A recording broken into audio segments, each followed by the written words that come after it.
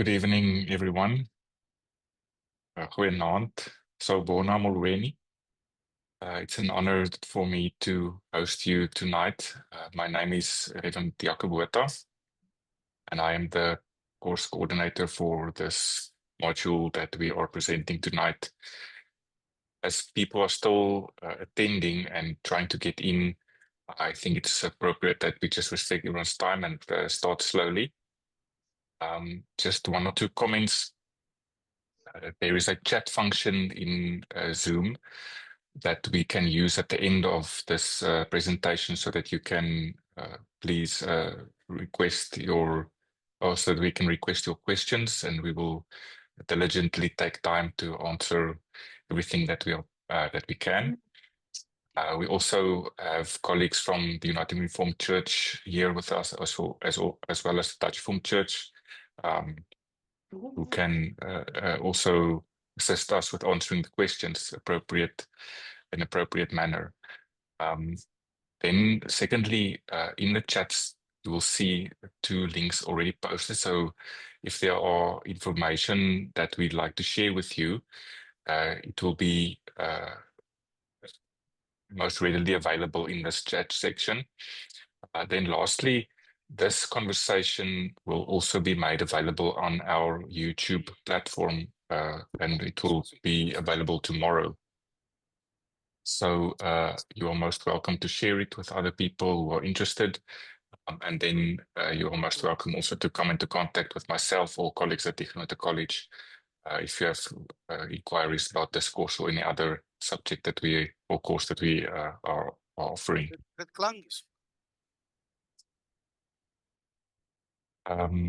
Just a final reminder, please assist us with keeping yourself muted so that we can hear the presenters clearly. I will take time to introduce everyone to you, and then they will have ability to speak to the subject at hand. We have agreed upon a 2-hour conversation. It might not take that long, depending on the questions. If the presentation is done and you do not have a question, you're most welcome to leave this session. Yes, I think that's most of the logistical arrangements. Ek gaan net iets in Afrikaans sê. As jy nie so goed Engels magtig is nie en jy het vrae wat jy in Afrikaans wil vra, is jy baie welkom. Jy is ook meer as welkom met my of enige van die genote personeel in kontak te kom. Indien ons jou met bel of e-pos stuur of jou kan help op enige manier. Friends, I would like to introduce at this stage our Dean at the Faculty of the School of Theology and Ministry, Dr. Jolanda Steenkamp, our fearless leader. She's been an immense beacon of hope and grace in this journey. And she would assist us with opening and welcoming. And then after I would introduce the next guest. Jolanda, you're most welcome. Thank you so much, Jaco. And good evening, everybody. I can't say, I don't have adequate words to say what an immense pleasure it is for me to welcome you with us this evening. It makes me truly happy, and I can't think of a better way to spend the next 2 hours than spending time with all of you around the important topic of theological education in Africa and in our various contexts in South Africa where we live and where we would like to make this a reality. It's wonderful to see some names that I recognize. For everybody else, I hope that we will get to know one another well in due course. At Huguenot College, we see ourselves as standing in a calling by God. We are very conscious of answering with our lives to the calling of God's coming kingdom on this earth, to contribute in whatever way we can to acts of love and justice. And in all those small ways, we believe that the kingdom is coming. One sure way that testifies to the presence of the kingdom is the unity of the sisters and the brethren in the faith. And from that perspective, it is wonderful to be here with our partner at Huguenot College. For those of you who don't know, Huguenot College is a non-profit organization, and the URCSA Uniting Reformed Church in Southern Africa and the Dutch Reformed Church in Southern Africa, those are the two members of this non-profit organization. And so we are equal partners in this venture, and therefore wonderful to spend this evening together. I would like to welcome a few people. I know that Dr. Nati Philander is in the call, and also Professor Klippies Kritzinger. And then I'm sure that there's also many other leaders from the Uniting Reformed Church, from URCSA. And I would like to welcome all of you. Apologies if I don't mention you by name, but you are really very, very welcome. We started a journey of discussion with URCSA earlier this year, which culminated in a decision to launch a pilot project to empower deacons and elders in local congregations to make an impact both within their faith communities, but also within their larger communities. And the culmination of those talks is the culmination of those talks is also the beginning of the pilot project tonight. And it's wonderful for us to be at this point on the journey. So I would love to open with a prayer, and would really appreciate if you would close your eyes with me for a moment. Let us pray. Gracious and loving God, you who have called us, you who have shone your light, the same God who has called light forth out of darkness, has also shone the light in our hearts through the knowledge of Christ. And it is this that brings us together, our love and our service of the Lord Jesus Christ. We are grateful that we can be together this evening. We are very, very grateful for the technology that enables us to come together even across many, many distances. Thank you that even though we represent so many different contexts, that we may be united in spirit and purpose to reflect on this vital work, how through theological education and training, we may equip God's people to be of service, to be useful instruments on this beautiful continent to which we belong. And as we look into this journey together, into a future that we're not sure how it will unfold, we look to you, Lord, as the source of wisdom, the sustainer of our work, the origin of the work of the coming kingdom, and the one who calls us to serve in faithfulness. We thank you for the gift of community, and we ask you to guide us, to be with us through your presence, to enliven our imaginations, to open our minds to new possibilities, and to say, with God, all things are possible, as we pray these things in your name. Amen.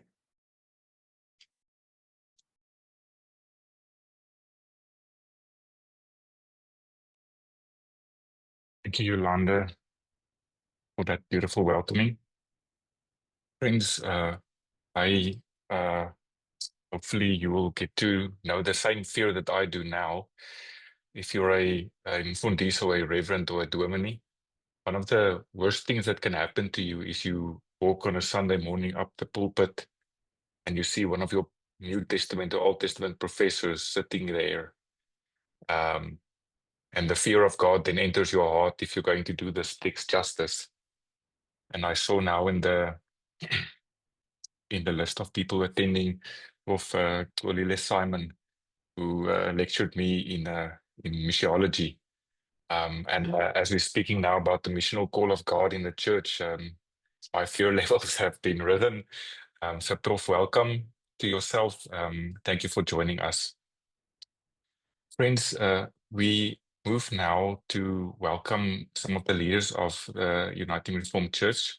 I'm unsure if it's going to be Prof. Lipo Modise, the moderator, or Dr. Nati Philander is going to address us.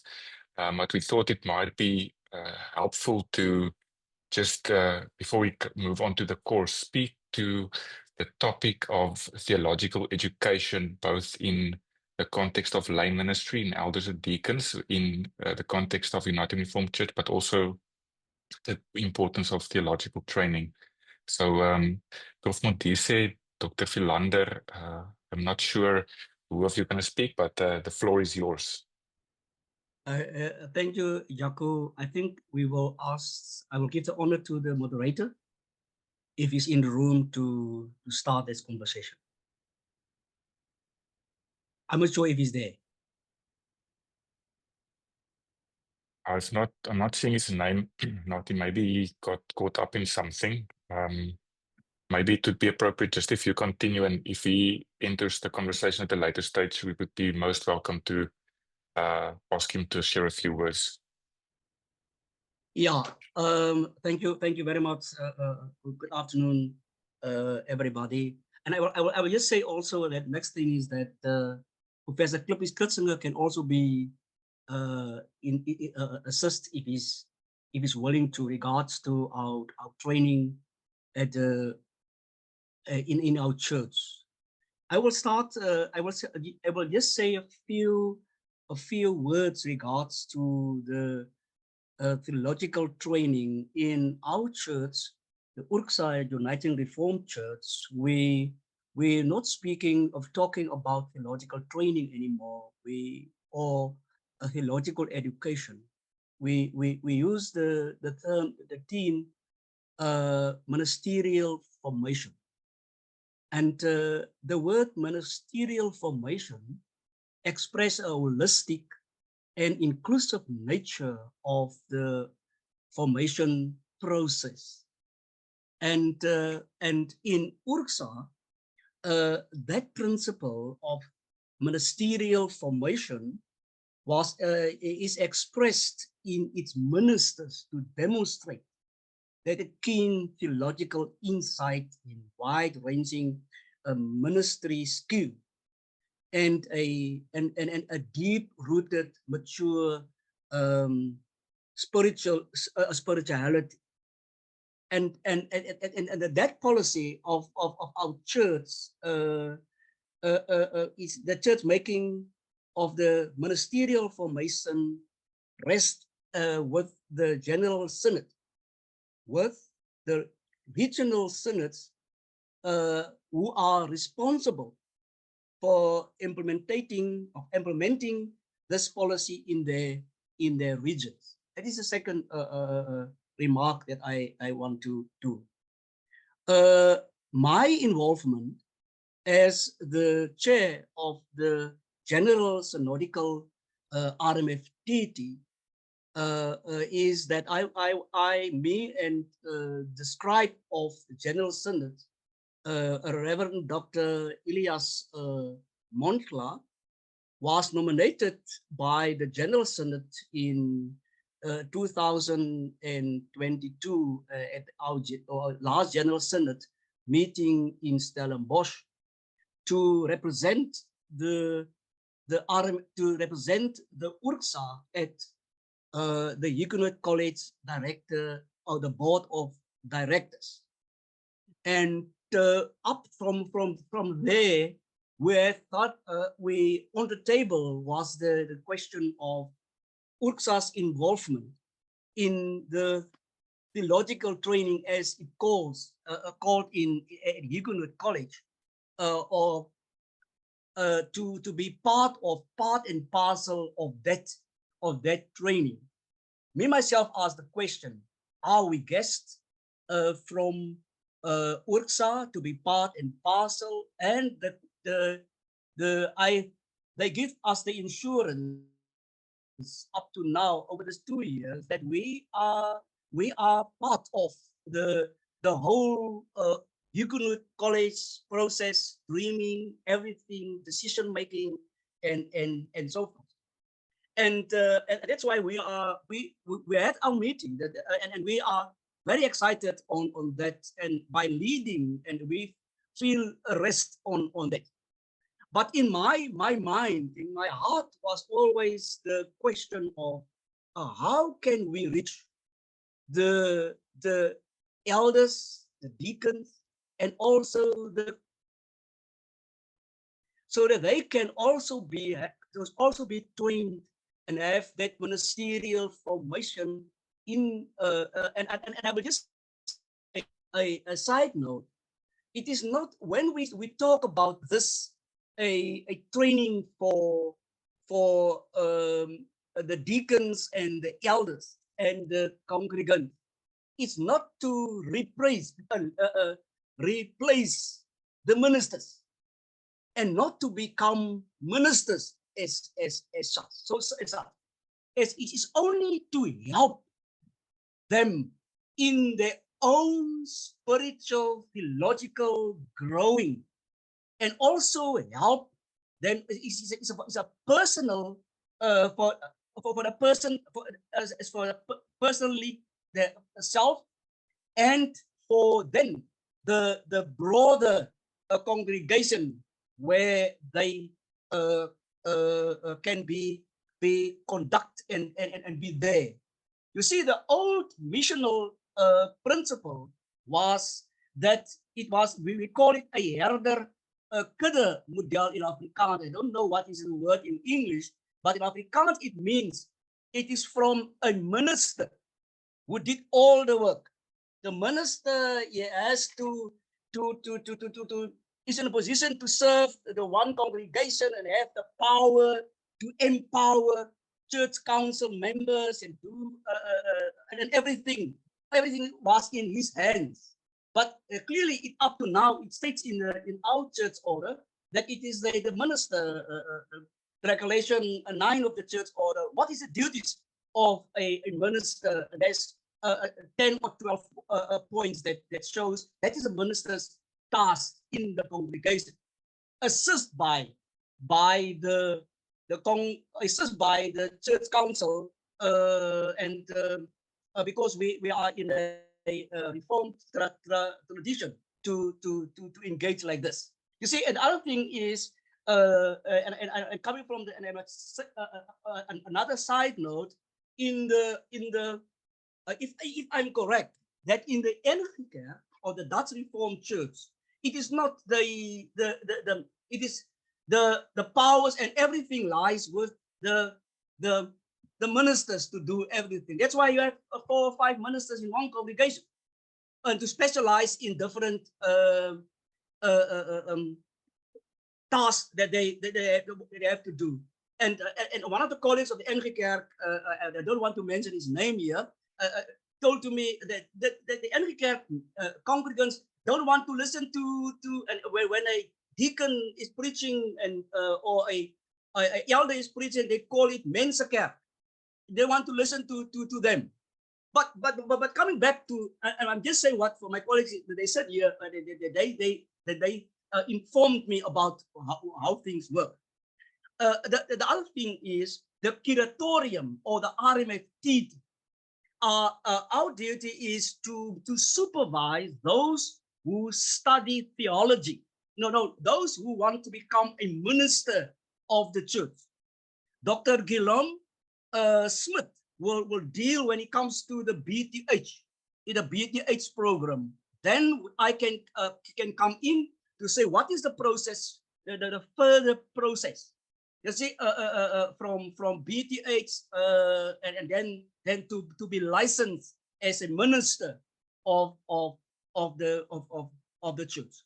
And second last thing is, and that's why we have that meeting. At our meeting, we give the task to sit down and unfortunately I can't attend. I didn't attend.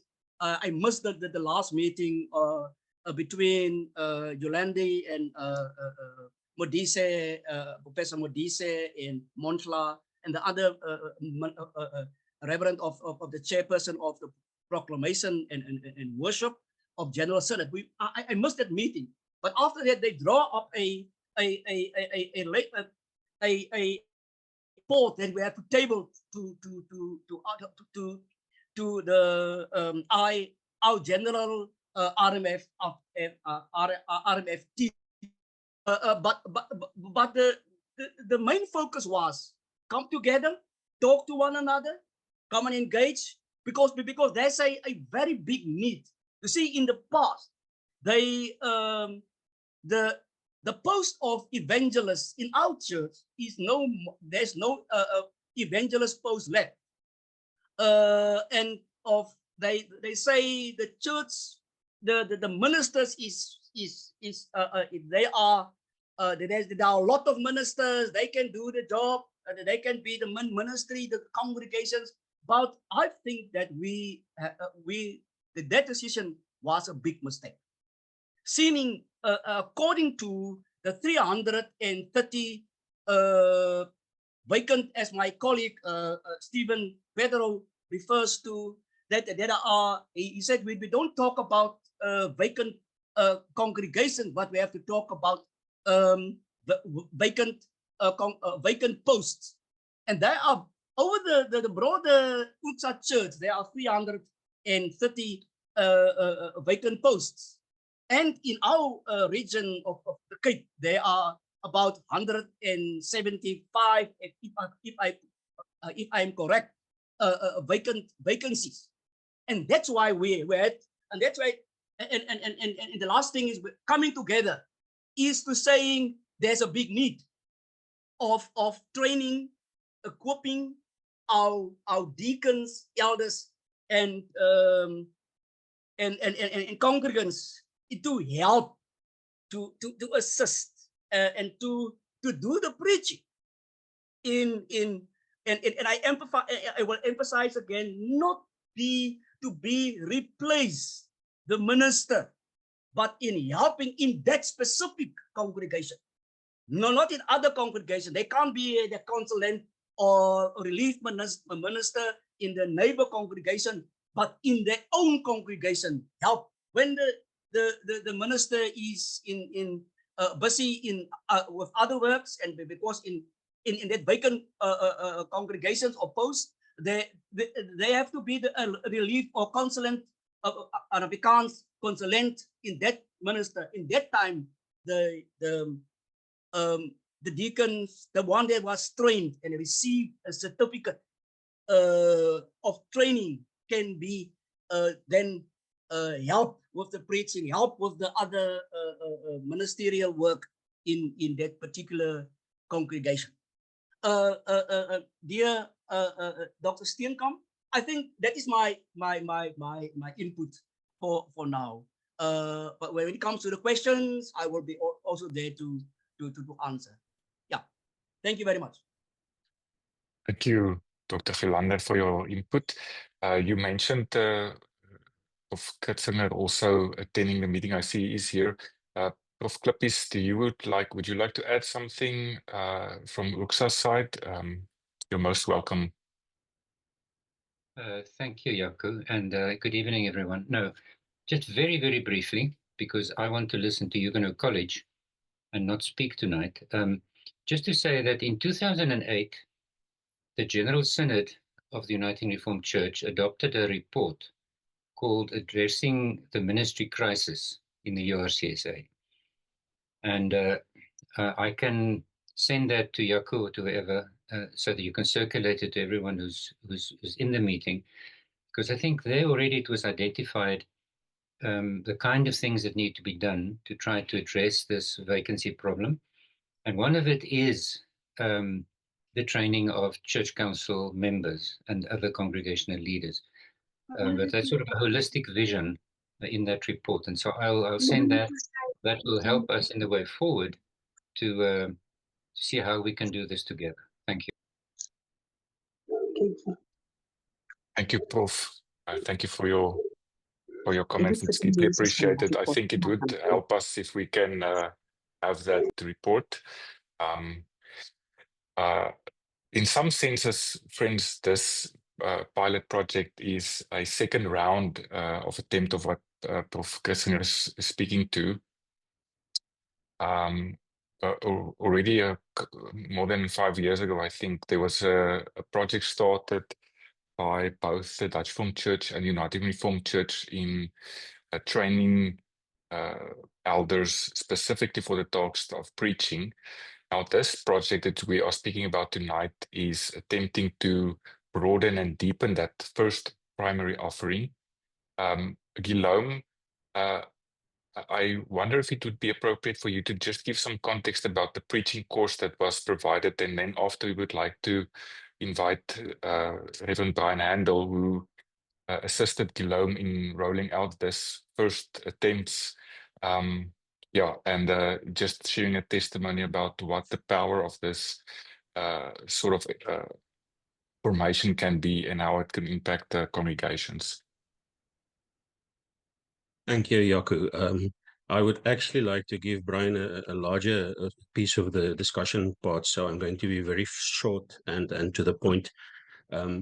We started the course, Brian and I developed the course in 2009. After we went to a few training courses, we went to PE, Kaberga, to see what they're doing. And we discovered that the needs for our own types of congregations look a bit different than their needs. So we developed this course and we started presenting it. In the beginning, we did it together. And eventually the demand became so much that Brian started doing his and I started doing mine so that we can be at different places rather simultaneously. And over the years, this course was refined. We focused on hermeneutics. We focused on exegesis. We focused on a preaching model where they can, the preachers can learn how to communicate the gospel more effectively. And we gave a part of ecclesiology was included in that course so that they have the congregational understanding. And we did a lot of practical stuff about liturgy and about how it's not ordained ministry and that sort of thing. So, and since 2009 and until 2019, we presented this course every year. It was yearly, such as was the demand. And then this course, thanks to the Dutch Reformed Church's decision, synodical decision, was redeveloped into the Bedienaars cursus, which will now become the CAST, or the Church Accredited Certificate. So that's the long and the short of what we did. Brian did the most of the work, so I would like him to speak rather than me. Thank you, Guillaume. Brian, could you please help us with how this was received in URCSA congregations and what benefit that first project was to the church?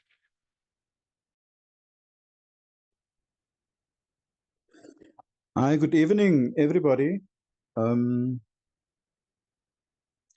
grateful to be part of this conversation. And to date, there's about 300 plus Church Council members being trained in preaching. Currently, this year, I'm involved with the busy rounding off the work with the Presbytery of Carnarvon. And we have just finished the training of Church Council members of the two congregations in Maitland, URCSA Maitland, and also the Community Church, Dutch Reformed Church Maitland. It's a beautiful story there because they have asked me earlier in the year to help them as they prepare to journey together to train their church council members and some of their ministry leaders in preaching, because then before they call a minister, the preaching work as one congregation that they aspire to can continue. There's already a booking for next year. URCSA Claremont has already booked for their church council members to be trained. And as Gilam said, this need will get bigger and bigger. For the last 12, 13 years, I've been training URCSA congregations, other congregations as well, other denominations, but mostly URCSA church council members. This is a need-driven training. In other words, most of my call to do the training comes from the local minister or the consulate from URCSA.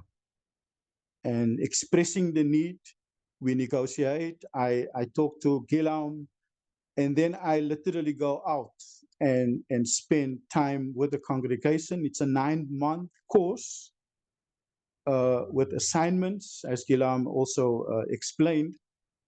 And then afterwards, Huguenot College will give a certificate after the completion. Huguenot College will give a certificate of completion.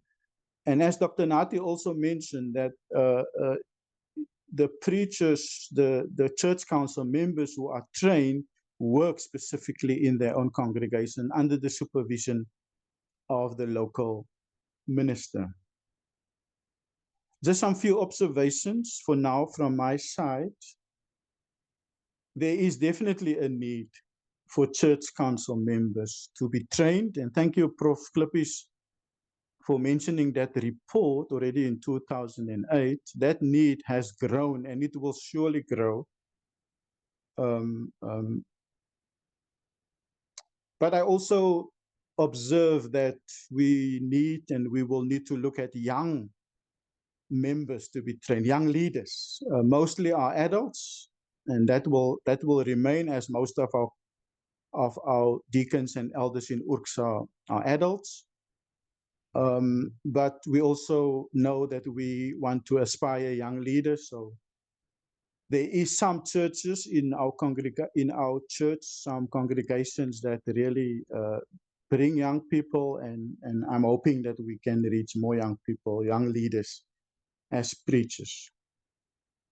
The few and very important feedback that I get from the local ministers in URCSA and also the church council members about this course, this lay preachers course, that firstly, it is really a good spiritual investment and empowerment for church council members. Secondly, there's a shift in perspective from most of those that has been trained, the 300 plus, that preaching becomes a ministry in the missional calling of the church. So it's not only, as Dr. Nati mentioned, the work of the local minister, but there's a new appreciation, there's a shift in perspective that once you are trained, you work together with your local minister or your consulate, you develop, you think, you pray, you read the Bible together, you assess sermons together, you craft sermons together because people are exposed to and value has been added to their own experience as preacher. And my last observation, that we are definitely, and that is the feedback that I get, we are definitely addressing the culture that it's not only a solo minister when it comes to preaching, not only a solo ministry, where people are beginning to say less, because in the past they always say, I will only come to church when there's a minister preaching. Now there's a new appreciation to change that culture, to say people are being trained. We appreciate the time that the church invests, and we will journey together with our local minister in our presbytery and our synod to advance more church council members to be trained. Jaco, for now, I'll stop here, and when there's questions, I'm willing to respond. Thank you so much, brother. You help us with the contextual needs of URCSA and also the seeds and the fruits of this ministry that you and Gilam have started. Friends, we move now to the actual content of the course. And I would like to, I'm going to share my screen so that we can have a visual representation of what we are presenting tonight. And I'm going to start with the conviction in Reformed theology that God calls us. In many Dutch Reformed Church congregations, there exists a understanding that your formation as a disciple is finished the day that you attend your confirmation. And that is simply not true. We were formed by God and are continued to be formed by God throughout our lives. So when we speak about the formation of disciples, we don't start with the offices of the church. We start with discipleship. And this is important because not only in the offices of the church of reverend and elder and deacon, but because God calls us because he loves us. And if you are only a member of the church or you have a desire to grow spiritually, you can also benefit in this course. That being said, it is true that people of different backgrounds and ages have been called by God, but does not have the opportunity to invest in formal training. So one of the things that was most important to us when designing this was accessibility, and not also accessibility, but the quality of the training and the formation. So as I walk through this course with you, I would like you to just keep those two truths in mind. God is calling us, but also that we want to play a part in quality and accessible training. The offering that the Huguenot College is presenting to us today is we spoke now about a lot about the focus on preaching, but within a congregation there's a lot more need than preaching. Preaching only happens at official services, and in a Dutch Reformed Church context that's only on a Sunday.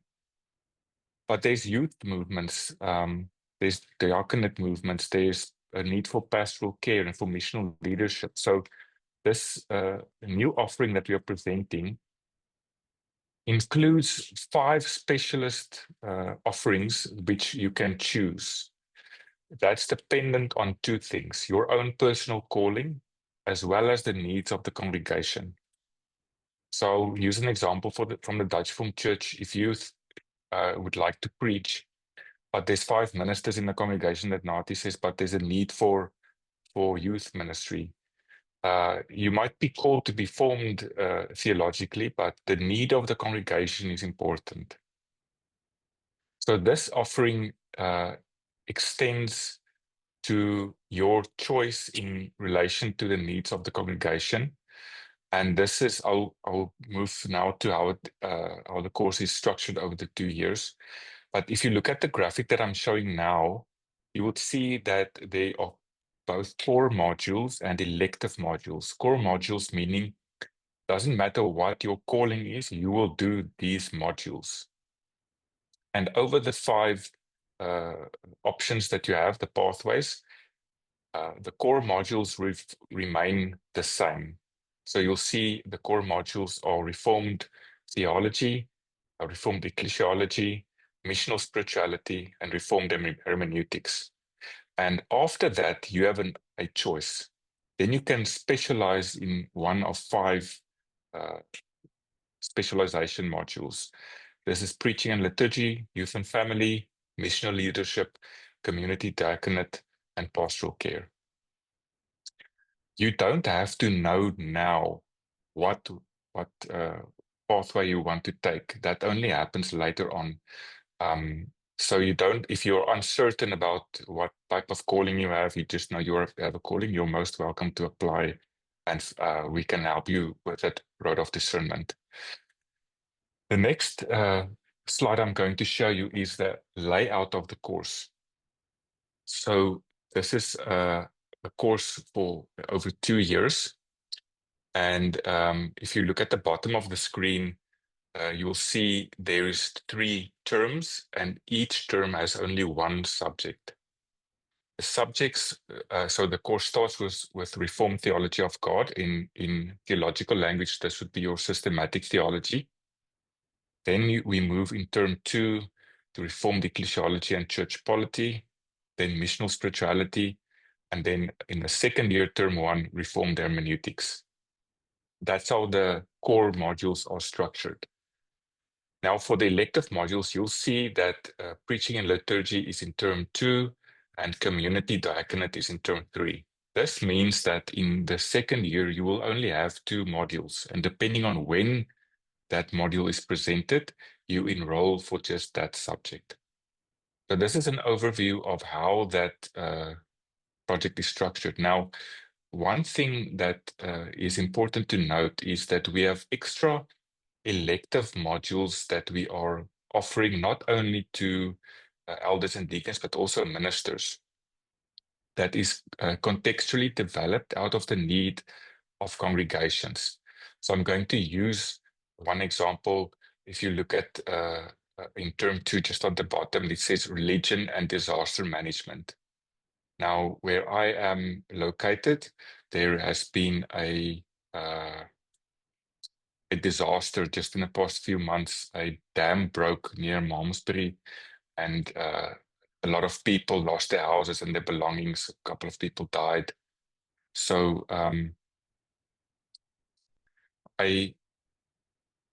this course is specifically developed to assist ministers and leaders in congregations to address situations of disaster contextually within their congregation and in networking with the relevant state and local partners.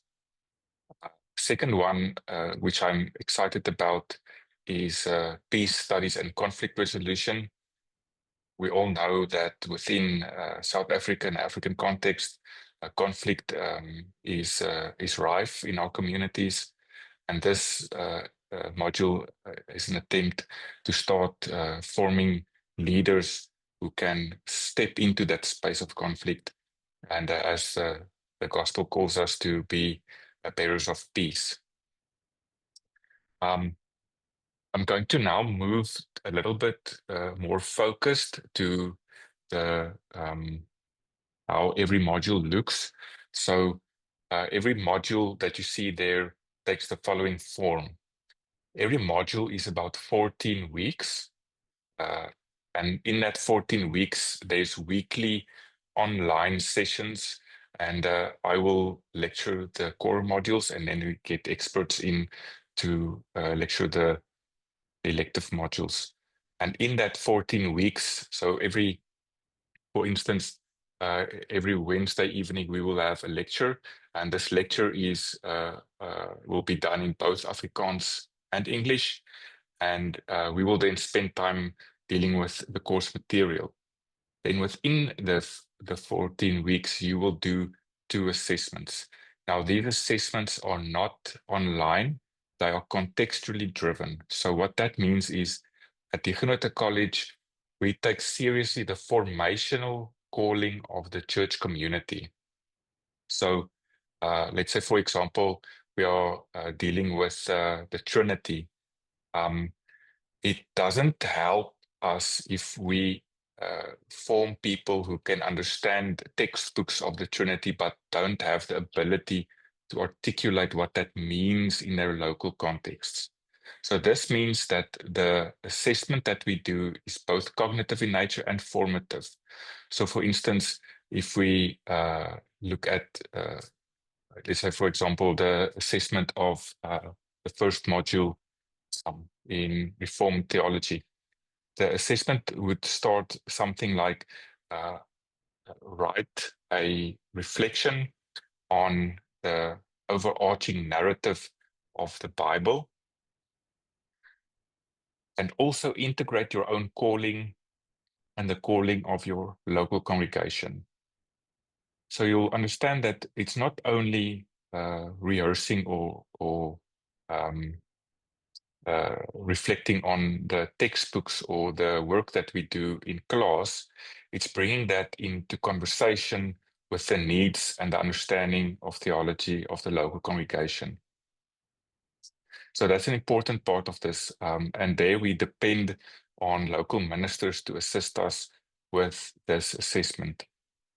Secondly, the seminary is a complementary to our theological formation. This means that, and I'll speak to this a little bit later also, that during your studies at the Huguenot College in not only this course, but the BTH, your formation as a disciple is as important as your formation as a leader in the church. So we are busy designing a seminary project in collaboration with the relevant partners, which would take the form of a bi-monthly meeting and this is now a countrywide online meeting where there will be expert facilitators helping you to assist with integrating what you are learning from the theological content and your calling with the context of the congregation. Then lastly, within this course, the pastor or the reverend, the church council, and the congregation is pivotal in our training. This means that we cannot do this project without the support of your church and your congregation and the leadership. If you are in a vacant congregation, we will work through the presbytery and the consulant to make that possible. Now, coming back to the last 3 points, this is how we structured the ministerial formation process at Huguenot College for this specific course for elders and deacons.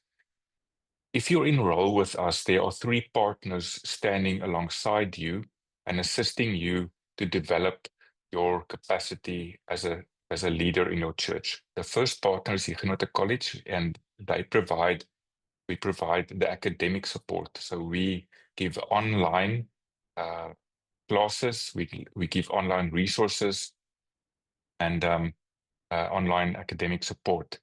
The second partner is the congregation, which gives the space where this new theological, how should I call it, theological input is contextualized in a relevant manner that supports the calling and the mission of the local congregation. And then the third partner is the seminary. And the seminary's role is to assist us in building the bridge between the academy and the congregation within the context of your calling.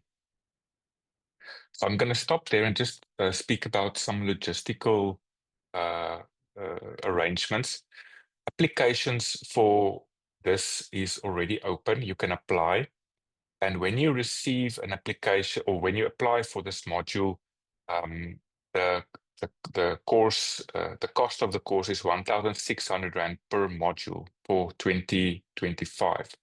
This means that if my math is correct, it's about 4,800 Rand for the whole year. And the second year of 2026 then will be even less expensive because it's only 2 modules. So if you enroll today, then the cost of your first year of study will be 4,800 Rand for the whole year. And that's everything included, all the online classes, the content, the reading work, the assessment, everything. The second thing, and this is very, very important, and I think this speaks to Dr. Philander's point about the officer of the church. When you apply to do this specific course and the BTH, you will receive a letter from Huguenot College stating that we require information from your congregation.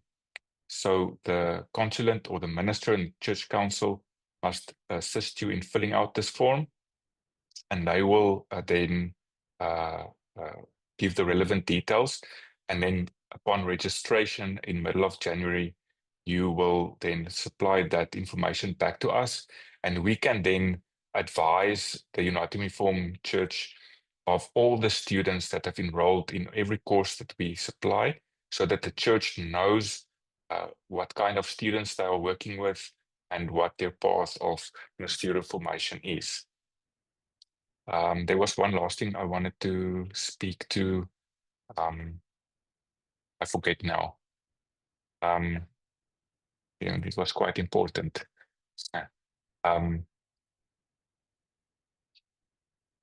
If I remember it, I will say it at a later stage. So, friends, in short, this is the whole package that we are offering. Oh, that's the important thing I wanted to say. In the South African higher education framework, there exists levels of education. So I'm going to give an example. A person who wants to study theology at the university must have a matric certificate with a bachelor's pass. There are some exemptions for age, and yeah, we're not going to go into that detail. So if you want to train someone at the tertiary level, you will need a specific type of and level of qualification. This specific certificate program I'm speaking to now is accessible for people without matric. This means that Huguenot College is busy with the dream of formulating a road for theological formation that starts at grade 10 and articulates all the way to a PhD. So if someone does not have matric, but has a deep calling, and their congregation and their local minister can attest to that calling, then a person can enroll in this specific program. And with the help of Huguenot College, the congregation, and the seminary, they can evolve in a mature, formally trained minister, articulating through this course, which is a church accredited certificate, to a higher certificate, which would give them a bachelor's pass, then to the PTH, and then to honors and master's degrees further along. So if you are wondering if this is accessible because of your level of education, you have very little to worry about. This is a very accessible offering, not only in terms of the requirements to enter, but also the cost of the offering. That's all from my side for now. I would like to ask Brother Guillaume Smith to assist us with the articulation from this course to the PTH and speak to the offering of the PTH course. And this is now for formal theological training for ministers. Thank you, Guillaume. Thank you, Jaco. The articulation route through the CAST is when you obtain this certificate, you can use the certificate to get access to the higher certificate. We are in the process of registering the higher certificate at the Council of Higher Education so that it is accredited, so that you can use that certificate, the higher certificate, to gain access to the BTH course or to a university B degree. That is the aim of a higher certificate. While you do the higher certificate, you do immediately do 2 modules of the BTH courses first year, so that when you do start the first year, you have credit, or then you get recognized for prior learning for these 2 modules, so that you do not have to repeat that. So you spare at least 6 months in your final training, because of the fact that the high certificate was built on the BTH. The BTH stretches over 3 years, where you do 5 modules per year, and our modules roughly correlate with theological subjects, but we tend to use themes, the revelation of God, who God is, spirituality. We do a whole module on spirituality over 3 years, the kingdom of God, and then the situation where we engage with the world. And in that modules, we do a Bible subject every year, which is a year-long subject in which we do Old and New Testament studies. We do systematic theology integrated into a missional scope. The spirituality is integrated with elements of church history as well as missiology. And then we do practical ministry training modules on preparing sermons, more formal modules, because it's now on a graduate undergraduate level, and counseling and community engagement, etc., etc. So when you finish the BTH degree in 3 years, you have longer time because we've built this to be a longer route. Then you obtain the BTH degree, and depending on your church's ordinances, that will either enable you to function in a more official capacity in your church, in the Dutch Reformed Church, for example. You will then be able to become a dienstleraar. URCSA will guide you in that way when they make decisions to that regard. And in other churches, I know, because we have several students who are already pastors in churches, independent churches even, that then do this degree just to get a formal training behind the fact that they already are in full-time ministry. You can study this over up until 7 years, so you can structure your BTH degree over the course of 7 years so that you do not have to do all the subjects, all the modules simultaneously or in 1 year. That will then enable you to plan with regards to your home, with regards to your work conditions, etc.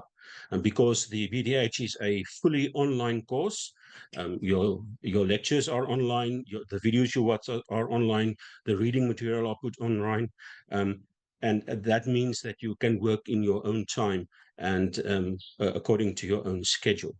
That then enables a person to work and do the studies simultaneously.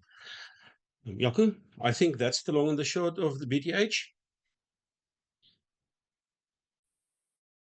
Thank you, Kalam.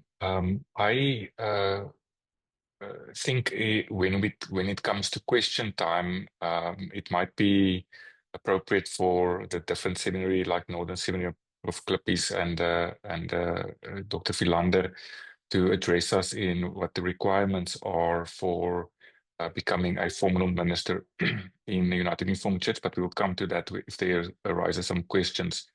Friends, just one thing that I would like to just state at this stage is this from in this year, this specific course called the Bedienaars as it was previously known, was contained only 3 modules. We've expanded that to 5 because of feedback that we received from presbyteries and congregations. But we do see a need for people to continue studying. So this means that our experience has showed that if a person enrolls in this course, they are most likely to articulate to a next level. So for instance, when you enroll in this course for next year, if you feel a need to further develop your formation, there are pathways to do so, as Guillaume stated, whilst also receiving credit for prior work. But that still remains a conversation between yourself and the congregation that you are enrolled in. And it also becomes important because as we progress through the levels of theological formation, the BTH program is a lot more expensive than this specific church accredited certificate. But in conversation with your local congregation and partners in the United Reformed Church, we would need to address those questions when they arise and if they arise within your own calling. The last thing that I would like to say before we open the discussion for questions is that in the beginning of January, the end of January, we are going to organize a training session for mentors in congregations. So if you are an elder and you want to enroll in this course, we would like to offer a online information session for your local minister. Because the assessment happens within a local congregation, I'm going to take the preaching module now as an example. Let's say, for instance, you are doing the preaching module. This means you will need to be assessed within your congregation. Now, Huguenot College doesn't have the manpower to fly all over the SADC region to attend all the people's trial sermons. So we are very reliant on local congregations and local ministers to give us the platform of this assessment. So if you're a church council member and you enroll in this course, we will come into contact with your local minister, whether that be the consulant or the full-time minister, and then we will offer them this information session to guide them in how to assess you. I hope that one is clear, and we do really take seriously the role that the local congregation and the presbytery plays in this kind of formation. That's it from my side, friends. I will put up a graphic now. If you are on your computer and you scan this with your phone, it will take you to the application portal of Huguenot College where you can apply for this course. I've also, at the top of the chat conversation, shared two things. I shared the prospectus with you, which is a document that you can download containing the whole of the offering of Huguenot College. Within that is also this accredited certificate and also the BTH. And there's a lot more detail in that about course or outcomes, modules, and what you can expect. And then the second thing I shared was also a link to the Huguenot College application website. If you want to save that for later, you're most welcome to do so. Or alternatively, you can just Google Huguenot College at a later stage if you want to apply. That's it, friends. So I think for now, we will give space for you to type your questions in the chat before we open up to people raising their hands and via audio or video communicating the questions. So if you have a question, please share that with us in the chat and we can start to address that. I will read the question, and if it's appropriate, then we will address that both in English and Afrikaans.